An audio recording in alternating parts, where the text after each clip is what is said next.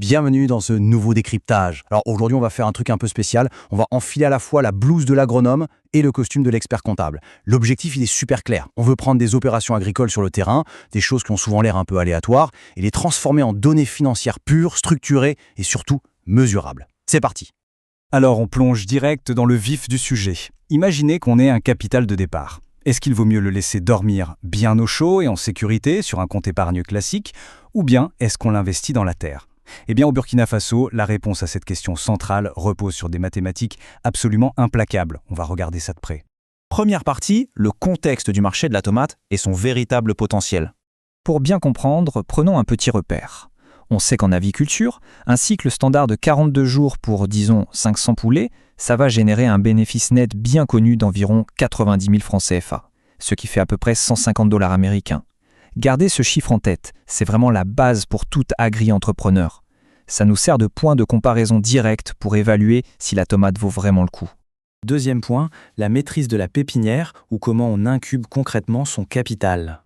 Il faut vraiment qu'on arrête de voir la pépinière comme du simple petit jardinage. En fait, c'est littéralement l'incubateur de notre investissement initial. Le protocole est ultra strict. On parle d'un nettoyage minutieux, de la préparation d'un sol bien aéré et surtout de l'application systématique de traitements fongicides et bactéricides. Tout ça, on le fait avant même d'introduire nos semences hybrides premium, comme la fameuse variété Cobra 26 F1 par exemple, qui est super reconnue pour sa pureté. Et attention, ce travail manuel intense, il n'est absolument pas négociable. C'est carrément l'unique condition pour déclencher un cycle de germination qu'on pourrait qualifier d'éclair. Parce que oui, dans un lit de terre parfaitement préparé et ultra léger, la graine prend vie et s'amorce en seulement 4 petits jours. C'est quand même fou, non ? Et c'est là qu'un simple petit détail technique prend une dimension financière majeure, la consolidation des bordures. C'est tout bête, mais si le lit de la pépinière n'est pas physiquement sécurisé par des rebords solides, la toute première eau d'irrigation va tout bonnement lessiver les graines. Et si les graines partent avec l'eau, c'est tout notre capital d'entreprise qui s'évapore littéralement. Adieu l'investissement. Ce qui nous amène à la troisième partie, l'irrigation et la gestion de l'eau. Alors pour vraiment passer à l'échelle et neutraliser tous les risques liés aux aléas des précipitations, il nous faut un système rigoureux. C'est fondamental.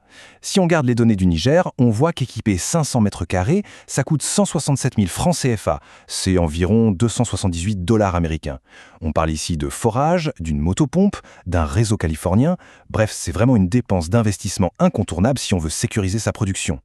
Maintenant, ce qui est vraiment super intéressant ici, c'est qu'une pompe ou un forage, on ne les rachète évidemment pas à chaque cycle. Le vrai secret financier, il est dans l'amortissement. Ces 278 $ américains d'équipement, on va en fait les lisser sur des durées de vie qui vont de 3 à 5 ans. Du coup, ça transforme un coût d'investissement qui paraît très lourd au départ en de toutes petites charges fixes annuelles. Et ça, pour un bilan, c'est beaucoup plus digeste. Quatrième partie de notre décryptage, les stratégies de protection phytosanitaire.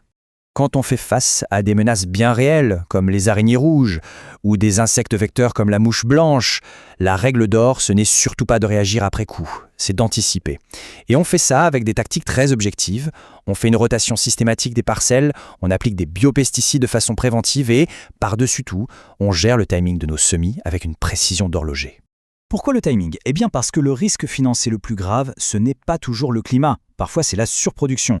Si on récolte en plein mois de février ou mars, quand le marché est complètement saturé, les prix de vente s'effondrent. C'est mathématique. Donc, la stratégie intelligente, c'est de décaler ses plantations pour pouvoir écouler ses tomates fin mars ou en avril. À ce moment-là, le produit devient rare et devinez quoi ? Les prix explosent.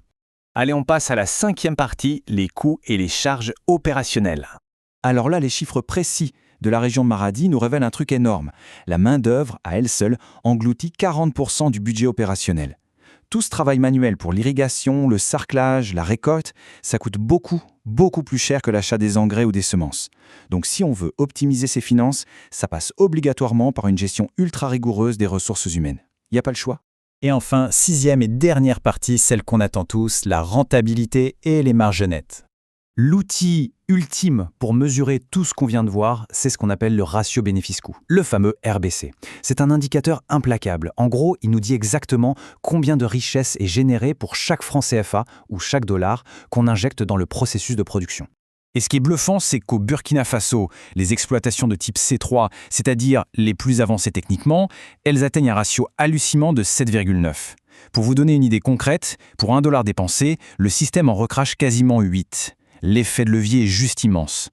Et ça se confirme avec le fameux taux de rentabilité interne, le TRI, qui vient vraiment cimenter notre propos en culminant au niveau spectaculaire de 92% pour ces fermes optimales.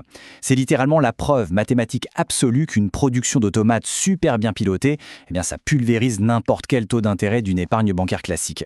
Prenons un tout dernier chiffre hyper spécifique pour illustrer ça. 57 774 francs CFA de marge nette. Ça fait environ 96 $ américains. Ce bénéfice-là, il a été purement encaissé sur une minuscule parcelle pluviale de seulement 400 mètres carrés. Et comment ils ont fait le coup? Tout simplement en visant exactement la bonne fenêtre de pénurie sur le marché béninois. Alors, vu que ces marges explosives dépendent intimement de l'efficacité opérationnelle et de notre capacité à anticiper les fluctuations des saisons, la vraie question, ce n'est plus tellement de savoir s'il faut planter, c'est de savoir planifier. Comment est-ce qu'on orchestre la logistique de son prochain cycle agricole pour frapper le marché exactement au moment où il est le plus vulnérable et le plus lucratif? Voilà de quoi bien méditer pour le prochain investissement.